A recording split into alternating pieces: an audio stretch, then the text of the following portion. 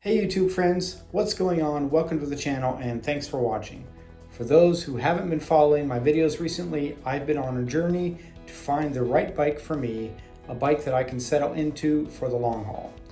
I had a bit of an epiphany, an aha moment if you will, this week that explains why this has been so difficult for me and why I've gone through so many bikes since I started riding about 4 years ago. I haven't landed or figured out what kind of biker I am or want to be. Since I've settled on Harley or Indian as my choice of bike brand, we're going to talk about the different styles of riding that their bikes cater to and see which style or category I fit into, if any. Of course, there are some bikes that cross over or sit between different categories. We'll talk about those as well.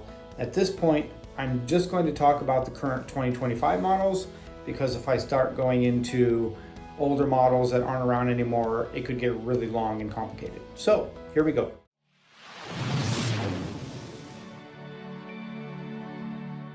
First, you have your commuters and around towners. These are your Harley Nightsters and Indian Scouts. The Street Bob might fit into this as well, at least a little bit. They may go on some short day rides for a couple hours, but they aren't designed for long hauls. They typically have smaller gas tanks, usually less than 4 gallons. The Sportster S kind of sits between this category and the sport category. It is a lighter bike, smaller gas tank, so kind of sits here as well. That takes us to the sport category. These are the people looking for the thrills and speed. This is your Sportster S. I put the Indian FTR in here as well, although that is being discontinued. The Lowrider S would probably fit into this category as well, but also sits in the cruiser category. So we go to the cruiser category. These are your casual day trippers. These bikes are primarily designed for casual riding, not for aggressive or thrill seeker riding. While they have plenty of power, they typically sit a little lower to the ground. The handling is designed for a more casual style. They have slightly bigger tanks, usually 4 or 5 gallons. They can handle a few hours of riding, but are also small enough to handle commuting and around town riding as well. So in here we have the Fat Boy, the Breakout, the Lowrider ST, and the Lowrider S. The Lowrider S and ST are a bit of an exception here because while they are cruisers, they do have some aggressive riding capability with higher lean angles. They're blacked out, not chromed out. So they kind of befit a little bit of a different category of cruiser. The Super Chief and Harley Heritage Classic, as well as the Lowrider ST, are crossover bikes that sit between the cruiser and the touring bikes. These bikes have wind protection, saddlebags, cruise control, the ability to do some touring. They're also in the cruiser category. So on to the touring bikes we go. These are your mile munchers, your long haulers, your multi-day trippers.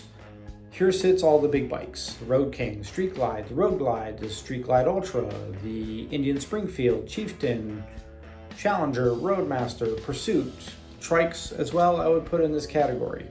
These are the ones that are super comfortable for riding long haul. You certainly see some people commuting with these bikes, but they're generally designed for long day trips and multi-day trips. Harley has another category that Indian doesn't have now, and that is adventure touring with the Pan America bikes. Those who want to do some off-road riding fit here. These bikes can be fit for day trips or even multi-day trips with some modification. The Pan America ST is definitely a crossover bike. It's got the adventure bike look, but it's actually just a street bike. It has the ability to set it up for touring. It is definitely a bike you could commute on. It can be a day tripper. It's fairly aggressive as far as lean angle and whatnot. It really crosses over a lot of the categories. But when it comes to deciding which category or which style is the best for me, it gets difficult. I love the look of the old school cruisers, the low seats, the chrome, the ape hangers, but I also want a bike that can lean hard into the corners, and they generally have a fairly low lean angle. I want to do multi-day trips and touring, but I also don't want the weight of a touring bike. So I went to some dealers, both Harley and Indian, and talked to them about what I should get. The Harley dealers always point me immediately to the Heritage Classic. I immediately tell them, sorry, that's a no-go, lean angle's too low. I actually had a Heritage Classic for 3 or 4 months, and 2 things I really don't like about it. Number 1 is it scrapes the footboards way too easily. Number 2, I don't like the tank-mounted gauge system. I look at the gauge a lot when I'm riding, and so I'm kind of always looking up and down, up at the road, down at the gauge, and didn't enjoy that. So that one's out. So then they point me to the Lowrider ST. I sat on one, I've ridden one in demo rides. They're a little bit heavier than I'm looking for. I'm not a fan of the frame mounted fairings. No matter how many times I ride a Road Glide or a Lowrider ST, I just don't like the handling on those frame mounted fairings. I know lots of people love them, but it's just not for me. So the third bike they point me to is the Pan America ST, which crosses over, like I said, all these different categories and does a lot of them really well. Problem is, I rode the Pan America ST and I didn't like it at all. I'm looking for something with a kind of a low seat height. That doesn't have a real low seat height. I mean, it's like 31 inches, something like that, so I can certainly ride it. I can certainly handle it. I didn't find it a comfortable ride. I found that the seat was sliding me forward towards the gas tank. Didn't enjoy that feeling at all. I just don't want the adventure bike style and feel when I'm looking for a bike for me. That's not me. I want a cruiser. They then tell me I just need to get two bikes, get a touring bike and get a lighter bike. Well, this is not an option for me financially, or space in the garage or space at home, whatever. It's just not, having two bikes is not something I can do. So then they just kind of like look at me and go like, you're kind of difficult to figure something out for. I'm like, yes, I am. Yes, I am a difficult customer because I'm going to have to sacrifice something. There is no single bike out there that has everything I'm looking for.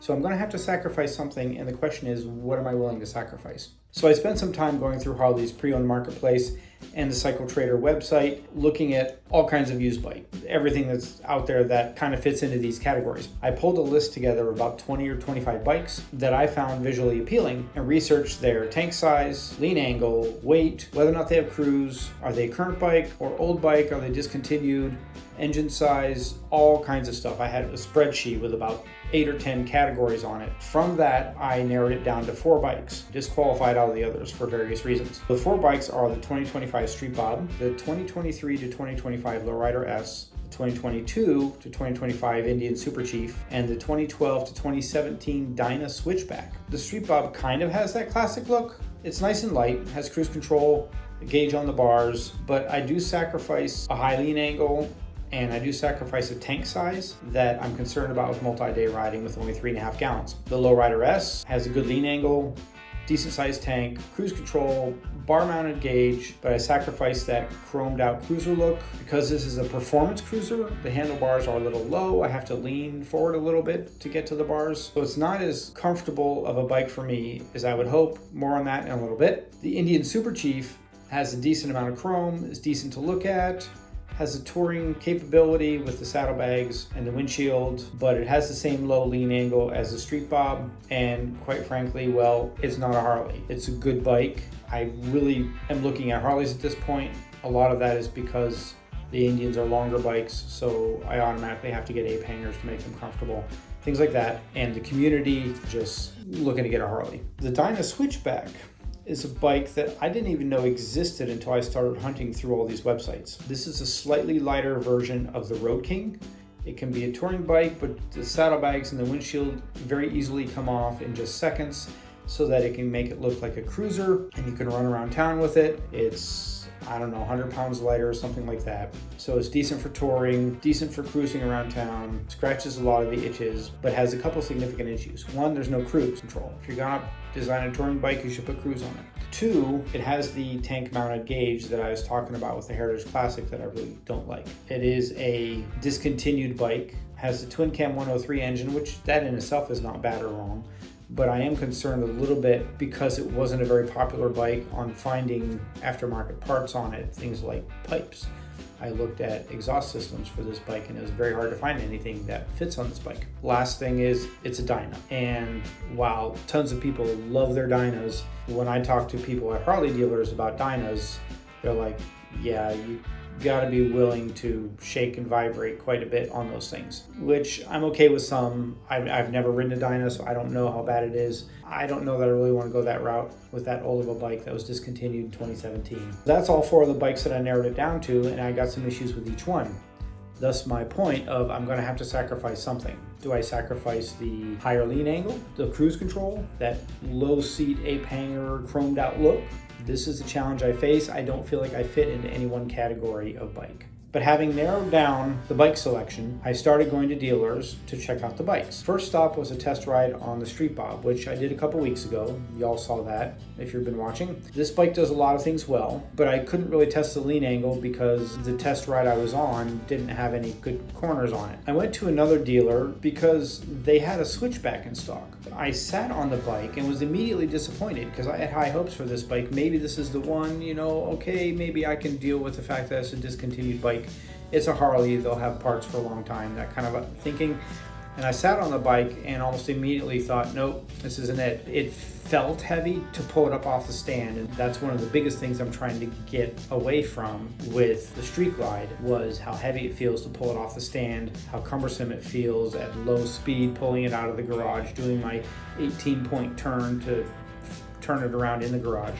I could tell that if I bought a switchback that I wouldn't be keeping it long term. I couldn't take it for a test ride because they had just got it in. They hadn't even run it through the shop yet to get it roadworthy, road ready. So I couldn't take it for a test ride. I didn't even really need to at that point. Just sitting on the bike was enough to make me feel like I probably didn't want this. Next was the Lowrider S. The dealer that I was at that had the switchback also had a modified used Lowrider S, a 2023 model. So it has the cruise control, it has the gauge up front, whatnot.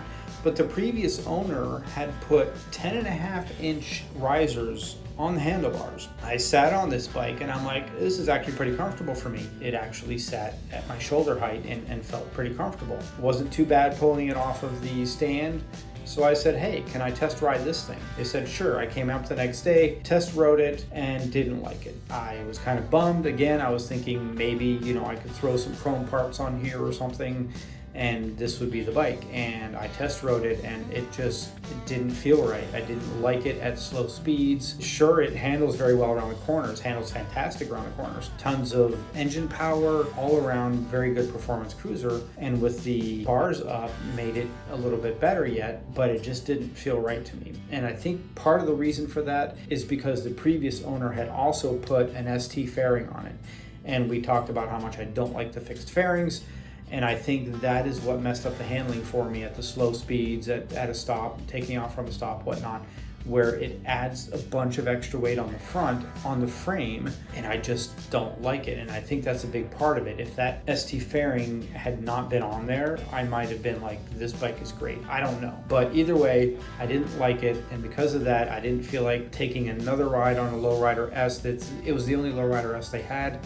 I didn't feel like going to another dealer half an hour away to test ride a Lowrider S, only to find out that it probably wasn't going to be right for me anyway because it had the lean onto the bars. So I just scratched the Lowrider S. I haven't taken a test ride on the Super Chief. I really don't plan on it at this point. I did sit on a Super Chief while I was at the Indian dealer when I did the Street Bob versus Super Scout ride. I also sat on a Super Chief. I didn't have any feeling like, hey, this could be the one. Or like, this bike actually feels really good. I should test ride this one too.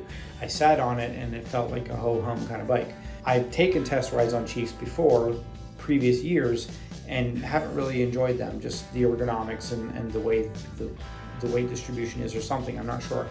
The fact that they have the air cleaner on the left side and my knees bump into it when I try to hug the tank, it just kind of bothered me a bit. That was pretty much already scratched already. So that's the 4 bikes. Most of them have been scratched from the list, trying to figure out what to do here. When I was on my way home from that Lowrider S test ride on my 1100T, I was riding the highway home because it was starting to get dark. I wanted to get home as quickly as possible. And I was zipping around traffic a little bit, not going crazy speeds, but just trying to get home as quickly as I could. And I was reminded that I really do want something lighter here, something that's very easily maneuverable, that has lots of get up and go, that can handle traffic and moving around vehicles very quickly and easily and comfortably. That was a good reminder for me. The next day, which was last Friday, I went to my local dealer here in York. And the reason I went there is because they have a Street Bob in stock with $2,000 discount off MSRP. And they also had a couple of Softail standards, used ones, since there's no Softail standard in the 2025 version. And I'm like, well, let me go compare these. I had taken a test ride on the Street Bob and enjoyed it as far as its weight and whatnot. The only thing that's a really big issue here is the lean angle. The 3.5 gallon tank is probably okay for the touring I do. The touring I do with friends, we usually stop every 150 miles for gas, and I'm pretty sure that that 3.5 gallon tank is going to get 150 miles with no problem. So the lean angle is really a concern here. With a 31 degree lean angle on the Street Glide, a 35 degree lean angle on the 1100T, this 28.5 degree lean angle is a concern. It's only a degree more than the Heritage Classic, which was 27.5, I think. And I compared the 2023 Softail Standard versus the 2025 Street Bob.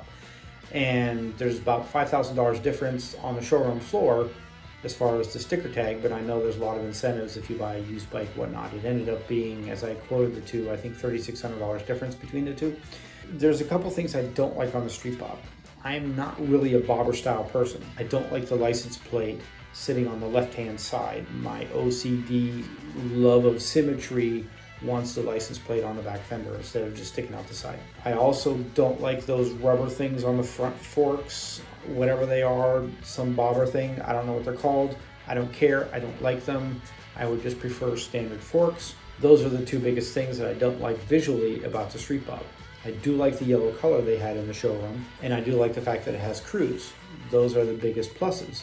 So the question is, if I'm looking at a $3,600 difference here, is yellow color and cruise control important enough for me to spend an extra $3,600 on when I don't like those rubber things on the forks and the license plate being on the side? I sat on them both back and forth multiple times, and just the more I thought about it, the more I looked at it, the more I just really liked the look and the feel of the Softail Standard. So that's what I went with. Now I know that the Softail Standard has a 107 engine, the Street Bob has a 117 engine, a whole lot more power. I don't care about that. My Street Glide had a 107 engine. It had plenty enough power for me. This bike is 180 pounds less with the same engine as my Street Glide. It does just fine. I have the bike and I took it out for about an hour and a half ride. Definitely gonna need a more comfortable seat. Definitely gonna need engine crash guards so that I can put my feet up somewhere to stretch my legs out because of the mid-mount controls. Gonna need windshield, gonna need saddlebags. Those are in process. I've already got a couple of those on order. I will put reviews out as I get them in and I'm able to ride them, and we'll let you know how that goes. I'm kind of thinking at some point I'm gonna want better pipes on this. When I was out riding with it, it just has the stock pipes. And quite honestly, I'm not a loud pipe person, but I would like something with a little bit more crunch in it, a little bit more grunt than just the stock pipes. So we're gonna have to investigate that and research that and see what we wanna do there and decide when we want to spend that money. There it is, folks, the new to me Softail Standard. I've got some exciting ideas of what I want to do with this bike. I'm not sure money-wise if it's feasible, maybe down the road. I'm hoping this is the bike that's going to stick around for a while, and I'd like to do some customizing on it. Maybe do something with the tank because it is designed with that idea of being a blank canvas that you can do customizing with, and so I have some thoughts on what I want to do with that. Not sure yet. That kind of stuff does start to get expensive real quick, and that's going to be a little bit down the road while I recover from all of these expenses. I'm happy with it so far. Glad to be back on a Harley, glad to be rid of the Honda, and here's hoping that this one sticks. I actually put an email out to CC Rider to see if they would send me a seat to do a review on, and they said, well, my channel doesn't qualify. I am just a baby YouTuber. Unfortunately, I guess I don't have enough followers, or my videos don't get enough views, or whatever it is, for them to send me a seat and just give me a seat to do. But they said they would give me a discount on a seat if I wanted to try one. I say that because the CC Rider seats have a lot of good reviews and they're less expensive than your Mustangs and your Corbins. I really don't want either one of those. The Corbin sets you back further, which then if I get a Corbin, then I'm looking at ape hangers. I don't really want the Mustang because I've had 2 or 3 Mustangs so far and I actually haven't done great with them. The Indian Scout had a Mustang on it and it gave me another 15 minutes to a half hour. My Honda Rebel had the same thing. I put a Mustang seat on it because that's the only one I could find as far as a good upgraded seat, and about an hour and a half was all I could do on it. Don't plan on going Mustang anymore at this point. It just doesn't seem like their seats work well for me. So I'm looking at possibly CC Rider because they have really good ratings, and I just thought I'd give it a shot. Well, I sent them the seat I would want. They haven't actually sent me the discount code yet that they said they're going to, so I'm not sure when that's going to show up. Hopefully it will. If they give me a decent discount, I will probably pick it up. The other option I'm looking at is getting a gel padding and putting it in the stock seat and see if that helps. We're going to check out some options. I'm not sure yet what we're going to do there. but the windshield and the saddlebags and the crash guards are all on order already. Any thoughts on the seats? Leave a comment below. We'd love your interaction on this. In the meantime, thanks for watching. Please subscribe. Stay tuned for CMA. Take care, y'all, and God bless. Run for the Sun enables CMA to do what we are called to do: share the gospel with bikers. And it's happening every minute, every hour, and every day of the year. Each year, on average, CMA members lead 6,585 people to Christ, see 6,027 rededications, and personally pray for or minister to 711,715 men, women, teenagers, and children in the biker culture. This is the direct effect of CMA members, real-life Christian motorcyclists, trained and equipped to reach other motorcyclists the world over. Through our involvement with Global Christian Relief, CMA supports and strengthens suffering believers by providing Bibles and gospel development resources, by supporting the advancement of women and children, and through Christian community restoration efforts. For every dollar CMA invests in the Jesus Film, approximately 10 people see the film somewhere in the world, and at least one accepts Christ. Using these estimates, the support provided through Run for the Sun has allowed more than 213 million people to view the film, with some 21 million of those making decisions for Christ. Working through Missionary Ventures International, CMA has placed 9,877 motorcycles, 7,607 bicycles, boats, horses, wheelchairs, buggies, snowmobiles, and camels to pastors working in 115 countries. When you come here, It gets you, doesn't it? when you come here, the whole expression of service, whether you're getting trash detail, whether you're praying for people, whether you're rolling rag tracks, I mean, you get the full scope when you come out here and you experience what service truly is. CMA's Run for the Sun is a place where you can invest and know that you are participating in something that will result in someone's life being changed.